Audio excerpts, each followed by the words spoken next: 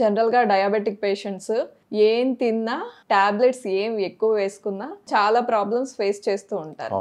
మరి ఇలాంటి వారు ఎలా కేర్ తీసుకోవాలి? మేడం, డయాబెటీస్ ఉన్న వాళ్ళకి మేజర్ ఇష్యూ ఏంటంటే శరీరంలో చక్కెర స్థాయిలు పెరుగుతాయి, అది ఖర్చు అవ్వదన్నమాట.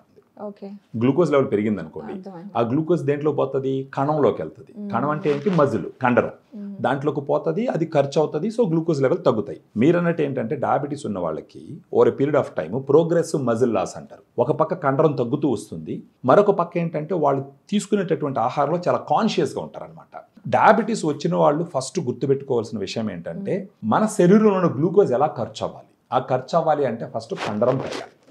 ఆ కండరం పెరగాలి అని అంటే అది డైట్తోనే ఫాలో అవ్వదు, పాసిబిలిటీ.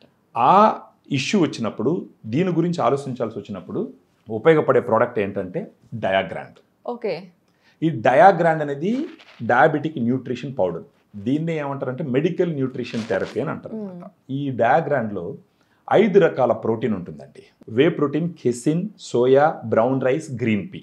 అంటే 5 రకాల ప్రోటీన్ ఎందుకు ఇవ్వడం జరిగిందంటే ఒక్కొక్క రకమైన ప్రోటీన్ నుంచి ఒక్కొక్క రకమైన అమైనో యాసిడ్ ప్రొఫైల్ ఉంటుంది. సో 5 రకాల ప్రోటీన్ నుంచి ఒక good amount of amino acid profile ఉంటుంది.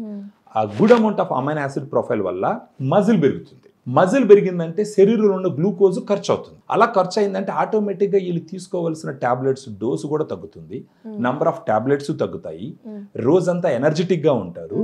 వాళ్ళ అదృష్టం బాగుండి డాక్టర్ చెప్పిన సలహాలు పాటించి డయాగ్రాండ్ లాంటి పౌడర్ తీసుకుంటూ పోతే వాళ్ళు నార్మల్ అయ్యే అవకాశాలు కూడా చాలా ఎక్కువ ఉంటాయి.